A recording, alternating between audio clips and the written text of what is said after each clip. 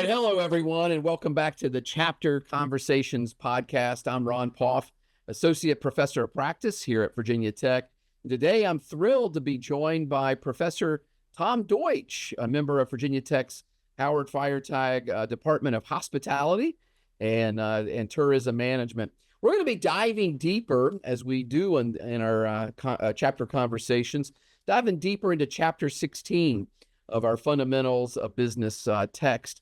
Hospitality and tourism, and exploring how that foundation lines up with the Pamplin's HTM programs and the exciting opportunities students can pursue. So with all of that, I would love to introduce you to Professor Tom Deutsch. And Professor Deutsch, kind of explain to us who you are, where you're from, what you've done.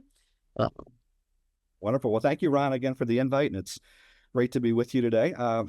As you said, my name is Tom Deutsch. I'm a professor of practice in our Feiertag Department of Hospitality and Tourism Management here at Virginia Tech. Obviously part of the College of Business, which is wonderful for us. There's not a lot of hospitality and tourism programs that are part of a College of Business. So what we love is that all of our students are getting these foundations of business types of courses and all the things you need to in order to be successful in our industry as well. My background is I spent about 30 plus years or so in the hospitality and tourism industry. Originally began with independent hotels. Not branded under a particular flag from a Marriott or a Hyatt or something like that. Got into conference services. So was involved in actually university conference services where we would find a way to fill the residence halls during the summer and make some money for the institution. So did a lot of that, and then actually spent the bulk of my career, about 20 years or so, in the private club management industry, which is just a lot of fun. It's a great way to kind of blend the relationships you have with people because you get to see the same people over and over again. Whereas in other areas of hospitality and tourism, you typically deal with a little bit more of a transient type of guest who comes through. And for 20 years, I ran a private club, which was a lot of fun. And then for, I guess, the last 6 years or so, much like you, I've had the pleasure of serving as this professor of practice. I teach here at Virginia Tech our Introduction to Hospitality and Tourism class. I teach our hospitality finance class. We do a data analytics course. I do a study abroad on resort management. So those are kind of the four core ones right now that I've got some involvement in. Yeah, I tell you, Tom is a very busy man, as you just heard. And he's also humble, though, too. He's probably the most popular professor here, if not one of the most popular professors here at Virginia Tech, which I think speaks to the hospitality side and Tom's background. You know, in Chapter 16, we try to lay out the basics, whether from tourism as a global economic driver to tangible sectors like lodging and food service, events and travel services. And we know, based on this particular chapter, that HTM touches on the economic, social, and environmental aspects of tourism. So let's unpack why that matters to our students, why it matters to society, and really how it shapes what we offer here in HTM at Pamplin. So the first question, Tom, I've got for you is really trying to define tourism at the end of the day. And the chapter starts with a broad definition of tourism, which sounds pretty intuitive.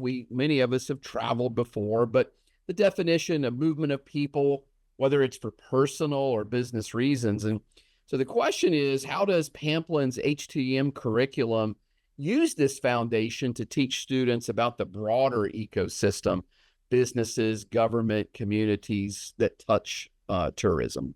Sure. And as you mentioned a little bit earlier, the triple bottom line essentially of tourism. So we can chat a little bit about that if you're interested. But at the end of the day, what is tourism? You're talking about people, and again, the definitions vary depending upon who you talk to, but you're talking about people spending typically an overnight. So they are generating economic impact in a community. And you have people then in that community that provide some, type of services, whether that's lodging, food and beverage, the attractions themselves, events, transportation to and fro, and within a destination. There's so many different areas of hospitality and tourism. And, what we're doing basically is trying to drive economic impact for a community. And then what does that then allow us to do? That allows the community and the people that live there to have lower taxes, to have more amenities, things that they can use themselves. So, tourism is an incredible economic driver. As you mentioned in the chapter, it's 10% of the world's GDP. It's 10% of the world's workforce. We are literally the largest industry in the world. Yeah, I love that. And, as I mentioned earlier, many of us, if not most of us, have traveled, whether it's been for business or pleasure. And so we can see those impacts in the local communities. You mentioned triple bottom line. Let's explain to the students the triple bottom line, especially as it pertains to tourism. Yeah, I mean, I think when you have a destination, or when you have activities within a destination, if you are providing some type of service, really there's three things when we think about the triple bottom line we want it to be good for. We obviously want it to be good for the people that are there, and that could be the people, the community, or the guests that we're serving, in that particular activity. It's also got to be good from an environmental standpoint. As I think about my study abroad class in the Caribbean, we spend a lot of time talking about sustainability in the DR because your place is your product in this point. And if something happens, to make that product less desirable, people aren't going to want to go. So folks that are involved in hospitality and tourism, and certainly there are some that do it better, and there are others that greenwash, quite honestly, but you're doing your best to make sure that from an environmental standpoint, you're taking care of the folks that are there. And that's not just from, the true environmental stewardship that we think about from a sustainability standpoint. We're also talking about being good to your people as well. So it's got to be good for the people that work in those jobs. It's got to be good for from an environmental standpoint. And then at the end of the day, business isn't business unless there's a profit. And, Yeah. I think that's one of the things that a lot of folks don't realize. Hospitality and tourism is a business just like everybody else. There are a few not-for-profits out there, private club industries and things like that, but really, you're talking about the Marriotts, the Hyatts, the Disneys, the major food chains. All those folks are doing this because not only do they want to have a great product and provide you a great experience, they're certainly in it to make money. So if one of those three legs of the stool, Ron, are not, as long as the others, what's going to happen? We're going to tip over. So, that's the goal. And not that, again, everybody does it well, but our goal in hospitality and tourism is hopefully to make sure that we create great business opportunities that are good for the community, good for the folks that are there, and that generate profit for the businesses that run them. Yeah. It's always exciting. In chapter 16, whenever, we put that chapter together, is a lot of the pictures and seeing people with smiles and in great places, whether it's warm or cold, depending on the personal preference, but definitely an exciting And I place to see. say to our students all the time, I mean, a degree in hospitality and tourism is the most portable degree in the world. Yeah. Why wouldn't you want to go work where people want to go on vacation? So you can take that degree home if you don't want to leave wherever home happens to be for you. Or if you want to work halfway around the world, in all likelihood, you'll have that opportunity with a degree in hospitality and tourism. Well said. I'd like to get a sort of a sector deep dive here and then really sort of see where the students are getting some hands-on learning. So the text, we do a job here of covering categories like lodging, food and beverage, meetings, and again, some travel services. Which of these sectors, and there's others that you can mention too, but which of these sectors do you feel sees the strongest student interest? And then how does the department support hands-on learning in those areas? Yeah. So, tied a little back to Virginia Tech side of things, Mm. when I look at our students that graduate and leave the program, the not a vast majority, I'd say probably at least a third typically go into lodging and accommodation sector. And why is that? There are millions and millions of hotel rooms around the world. So, from an entrepreneurial standpoint, from a growth and upward trajectory standpoint, to be a GM, to be a hotel owner, a lot of our kids, typically tend to be a little bit more interested in that. But honestly, the thing I really like about HTM is it's really the broad, because it's so broad, we're not going to try and say to you, you need to do this or this or this, and as you've mentioned, HTM is destination management. You can be involved in literally marketing a place where you live, destination DC or visit Richmond or, something like that. You can be involved in the lodging and accommodation industry. And again, own, or run a hotel in a destination. You can do food and beverage if that's your passion, whether that's front of house, back of house, owning the restaurant, owning the, work, just again, whatever it is you're interested in doing there. The transportation side, we don't think a lot about the ability to get people to and fro, cruise lines, bus transportation. All these things are really cool entrepreneurial opportunities for students. 85% of hospitality and tourism businesses are small to medium run enterprises by women and or minorities. And they're not just the big Marriotts of the world that you think about. Marriott's name might be on the hotel, but somebody else owns it. Yeah. Somebody else is running it. So that, that's one of the unique things again about the industry. So long answer to your question, my apologies. We also have events. We've got attractions. The industry is just so broad. I don't know that we've got any students that particularly go any one, area. We really want to push them to say, you find your passion, whatever it is that, you're really excited about. Take some time to go work in that location. Back to your question now about, internships and things like that. We don't force students to go work in the lodging industry or go work in the food and beverage industry or go work for Disney. What we want them to do is figure out what they're interested in. And then our students here at Tech, maybe to tie a little back to here, you have to have 700 hours of industry experience before you graduate.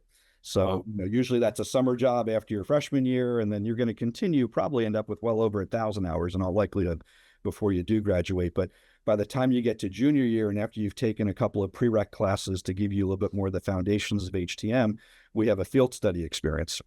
And the expectation there is that you go find a business that you want to work for, and we create an agreement with the employer. And literally, we don't care what the position is as much as the exposure to management and the bigger picture of the operation. We want, GMs and owners that are going to sit down with you and talk about what you're doing and how that impacts, the overall bigger picture of how the place operates. So whether that's sitting in on revenue management meetings and talking about forecasting, whether that's looking at labor costs, whether that's, getting through scheduling and hiring and firing, all those are things we want our students to understand when they graduate. And the field study really has a big impact on that. And last thing I'll say about that is typically 25 to 40% of our students who do a junior summer field study before their senior year walk away from that job in August with a full-time offer when they graduate. Well, that's fantastic. Now we don't, we tell them they need to keep looking. One offer is not an option. Multiple offers is an option, or create options. So, we want them to keep their eyes open. But it just is a testament to the field study experience that, what is an internship? It's really a 3-month interview, no matter where you work. If you're working as a part-time student, folks, during the summer, they're paying attention. And if this is an opportunity you want to have potentially full-time down the road, it's a great way to impress folks. Yeah, well said. I'm always a little envious sometimes, when I have students, HTM students. Actually, I have a TA right now that's a HTM student, but you all do some wonderful things with some wonderful partners. I mean, I hear PGA, Hershey Park, Disney, you mentioned Marriott, Hilton, and in destinations, Puerto Rico, out west. That's a wonderful opportunities for the students. And so well done. 2 of our grads are in Hawaii, started full-time jobs as of August 1st, a few days ago. We've got folks that have, done internships in Europe, done internships in other countries. Again, that's the cool piece. Hospitality and tourism is not just in our country, it's everywhere. It's everywhere. Yeah, that global impact. So, in the chapter, it also highlights, obviously the benefits. And I again, chapter 16, I'm really proud of the optimism and the benefits, but obviously there's can be costs, right? There's a balance here. So there's the economic, the social, and then the environmental of tourism. How do we incorporate ethical and sustainable thinking in HTM courses or projects, Tom? Yeah, I mean, I think, we as a country, or, or as a generation, this generation of students that are coming up is certainly much more environmentally focused than you and I were, when we were going through college. So, I'm hoping those conversations are there. We're certainly learning, especially now with technology and sustainability, that a lot of these things we're doing can actually impact our bottom line from a positive standpoint, whether that's solar, whether that's, other types of things, or we're realizing that the purchasing decisions that the consumer makes are not going to happen if we're not showing, a true interest and a desire to be more sustainable. So I think that part is fairly easy. Obviously, on the ethical side of things, everybody's in it to make a profit, but at the end of the day, this is about doing well by your people. And from my perspective, when you are such an HR or people-based industry as hospitality and tourism tends to be, if you're not taking care of your people, you're going to have a more difficult time taking care of the customer. So, for me, a lot of those ethics start, with what are we doing with our people first? Yeah.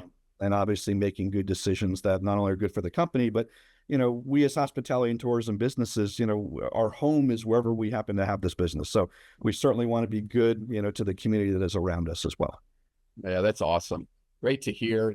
So academic reputation, which, is an important part, especially for families and, students that are considering where to be for a college and a university or academic journey. And HTM at Virginia Tech is ranked number 2 in the United States, which I always love telling that story in the classroom, right? HTM at Virginia Tech ranked number 2 in the US, number 8 globally, which is just very impressive. So, what do you think are the hallmarks of the department that help sustain that reputation? I mean, obviously a lot of that is research based. So we've got some incredible faculty, and I will say this for me. Fortunately, I'm not a researcher. Me neither. I like you prefer to be the professor of practice and talk about how it works in the real world. But there are some incredible faculty that are doing cutting edge research. We've got somebody whose entire focus is disruptive innovation, and you think about the Ubers of the world and all the things that come into play and literally have disrupted an entire industry. That's what he's focusing on in the hospitality space. We've got a world-class researcher on revenue management. At the end of the day, if you aren't selling the right product at the right chain, at the right price, at the right time, through the right distribution channel, chances are you're not maximizing your opportunity to make a profit. So the faculty, I think, are a big part of that academic reputation, Ron. And I'm very fortunate to have some incredibly smart folks that I get to work with. And I think the other piece of it, obviously, is the caliber of student, which is great, academic reputation, and then not just the academic piece, but what they do, when they graduate and where they go, plays a role in that. So, we're really happy that we're highly ranked. We're typically anywhere from number 2 to number 5 any given year when they do the the individual rankings that come out. But what I like to say to our students is we're not a hospitality school that's known for any one particular thing. We're not a Cornell that's really real estate or hotel focused. We're not one of the Florida schools that's really attractions focused. We, because of our connection with Pamplin, really want to take you and turn you into an incredible hospitality practitioner with a really good broad-based business background. And that's why, our ranking is so high, is because we're part of the College of Business. And we're very thankful that, we have that opportunity when not a lot of other schools can say that, which is good for us. Yeah. I know, as part of Pamplin, we're very proud of the HTM department. There is no ifs, ands, or buts about it. I mean, the students, the faculty, the alumni, when you all are together, you can just see the energy and the creativity and the excitement, and it feels like a family. I mean, Pamplin feels like a family to begin with, but HTM is really a family. And so I know you're wearing your pen there on your lapel. I'm glad it's on there. Yeah, yeah. I would love to hear sort of that family piece, and then talk about that symbol that really represents who HTM at Virginia Tech is about. All right. Well, start with the pineapple first. The pineapple goes all the way back, literally to colonial times, when literally Columbus and others, they discovered pineapple in other regions of the world. It was this really cool exotic fruit that was brought to the U.S. But more than anything, back in the days of sailing, when going on a trip somewhere was not exactly a guarantee you were going to come back. The captain of the ship used to, when they got back to the U.S., would hang a pineapple outside their house, and basically it served, or wherever their residence was at the time, it would serve as the symbol that they had a safe voyage, that they were back, and that they were excited to share everything that they had learned while they were away, essentially. So if you all of a sudden look at some of these crazy tourism places around the world, Myrtle Beach and Hilton Head and other places, you will be unbelievably surprised, now that it's in your head, of all the places you see pineapples. There's that just has become literally the universal symbol of hospitality. Back to to your other point about one Pamplin and one family. The one thing I really like too about our major, people think, okay, if you're an HTM, if you want to do this, this kind of unique industry, go be an HTM. But I have a colleague, member of our advisory board with Marriott, and she reminds me all the time, we in Marriott hire every single major. We literally need everybody. So, sometimes people think, oh, I'm only going to go into HTM if I want to do operations.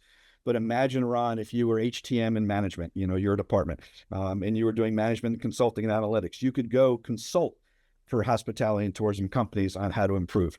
HR, we're so incredibly people intensive. There are people that will double major in HTM and HR and find ways to, again, work in the hospitality space because they love it, but they don't necessarily need to be in the operations and the guest facing stuff that's, involving people and unique hours and, nights and weekends, because obviously our industry typically is 7 days a week.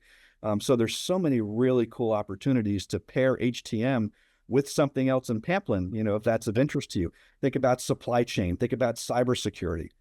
Marriott alone has got more than 500,000, I'm trying to think of the number of nodes just in the US that they're trying to protect. They've got millions of Bonvoy members whose personally identifiable information they have that somebody's got to, again, that's not an HTM person that's doing that. That's somebody who's in cyber. But if you major double in HTM and you understand our industry, think about how more effective you're going to be doing that. Hotels are nothing but assets that generate income. So we've got real estate, we've got all these finance majors. There's really not a major in Pamplin that doesn't have some level of connection to the hospitality and tourism industry. So, even if your decision is not to, major in HTM, think about how what you major in might eventually lead you to a career path that involves hospitality and tourism. Which probably lends itself to the reason why tourism is 10% of the GDP. You just mentioned all of those places that it's touching for sure. Marketing, I didn't mention them, but imagine going to market for Carnival Cruise Lines or Disney or Marriott, and getting all the travel perks. By the way, we didn't mention that come, when you work for a travel company. I know I've got friends that are doing, $40 a night associate rates for Marriott, when the rack rate might be $400 or $500. So, there's some really, really cool travel opportunities for us to go different places when we work in the travel industry as well. And I think, one of the other great benefits and value propositions that Virginia Tech, specifically the HTM major, is this: you have your own career fair, right? So we have Business Horizons for those Virginia Tech students. We have, Business Horizons, which is a very, very wonderful, well-organized, well-attended, both from industry partners and students. And that's in the fall and the spring. But what's nice is HTM, you can do that, but you also have your own. You want to talk briefly about that? Yeah, I think, the two, what are sometimes considered the non-traditional business departments in Pamplin, HTM and real estate. We certainly have students that go to Business Horizons, and as you mentioned, incredible program. Thousands of students will go to that, with, well over 100 companies that will be at Business Horizons over a couple of days. We have and again, we'll send our kids there. We want them to go there because, again, there's great opportunities that exist in that space. But we also have a lot of these hospitality focused companies that, are interested in that student that either is looking for a summer job or for, a full-time opportunity in the industry. So, our fair is not just, necessarily for the HTM students. We certainly love when other majors show up because you might want a job in your hometown, when you go home after your first year at Tech. And chances are there's a company that has a presence, or a managed location, in that area where you might be able to interview and then get a job. But, we typically have 30 to 35 companies. I think right now I'm at 36 for this one coming this fall. And for the first time, actually, we're going to partner with real estate. So HTM and real estate are doing a joint career fair this fall. And, we should have between the two of us well over 50 companies that will be there. And it should be a really neat opportunity for students to learn, again, just more about the industry and some of the opportunities that exist. Yeah, congratulations on that. And again, that's one of those moments that you don't have to do, but it's awesome to see you and the department and real estate step up and collaborate for the benefit of the students. All about opportunities. 100%. That's right, in creating them. So what did I miss, or what did we not talk about that you would like to share with the audience today? I think I got, most everything, which I think any points I was trying to get in there. No, it's such a cool industry, and again, I think, you mentioned, the one Pamplin approach. It's, you don't have to just be an extrovert to be in hospitality and tourism. If you want to be in accounting, we've got jobs that do that are behind the scenes, back of house in the back offices and things like that. If you want to be, because you love the fact that, no day is ever the same, and, you like non-traditional schedules, and you love the rush of working with and providing incredible experiences. We haven't really talked about this experience economy that we've been in for, 20 plus years or so now. But, the idea being that, this generation, millennials, Gen Z, and soon to be Alpha, are really interested in experiences. You're putting off purchases of home so you can do really cool trips and things like that. it's really neat potentially to be involved in working in that industry. And, again, you don't have to be involved on the front lines and that extroverted role. There's a ton of things that happen behind the scenes with hospitality and tourism. And, the one thing I didn't really mention a whole lot, Ron, was events. So maybe I will say some of that real quick. We now have a major, one of the few universities in the country that have a major in event and experience management. And if you think about it, events happen not just in the hospitality space. Yeah, we all think of weddings and things like that, but educational institutions have events, corporations have events. The Fortune 500 is always doing events to take care of their most important people, the VIPs and customers and things like that. And it's a really neat area potentially to think about as well, because again, you don't have to be in the traditional hospitality and tourism space. You can run events for a company because you happen to understand the importance of how we do this, the risk management behind it, and what's involved in making a successful experience for somebody who's going to attend. Yeah, well said.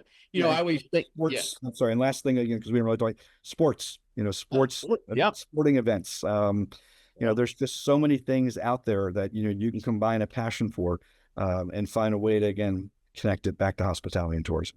Yeah, and I think one of the things that I feel like if there was a theme that a big theme is and you talked about it with the triple bottom line, but really people and that whole experience for the customer and the people and being able to be a part of that. What an exciting time if someone's on a honeymoon or they're at the wedding or the graduation or a vacation, and just being a part of that can be such a wonderful time for everybody, including the hospitality professional.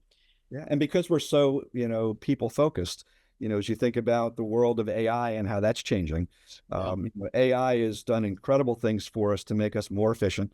Certainly we've all heard about the robots and things like that, but when I think about hospitality and tourism, it's one of those industries that will always be people intensive. It's just so nuanced that, the good thing is those jobs are still going to be there. And, we will use AI to set better pricing. We will use AI to better communicate with the guests. We will use AI to create, more incredible, experiences that really drill down into what people are interested in. And AI is doing a ton of stuff for us there. But at the end of the day, our industry is people-based. Yeah. So the cool thing for me is we're going to be around in 25 years. We're around in 50 years. That's right. And in this world that's ever changing, that's a nice thing to know. It is a nice thing to know. Yep. And focused on people. Well, thanks so much, Tom. And I appreciate you taking the time out of your schedule. I know you've got a busy schedule, and thanks for sharing your insight today. From foundational definitions of tourism to the exceptional programming at Pamplin, our listeners now understand how HTM builds both knowledge and opportunity for students. For those tuning in, thanks for joining our chapter conversation. Look forward to seeing you in the classroom and beyond.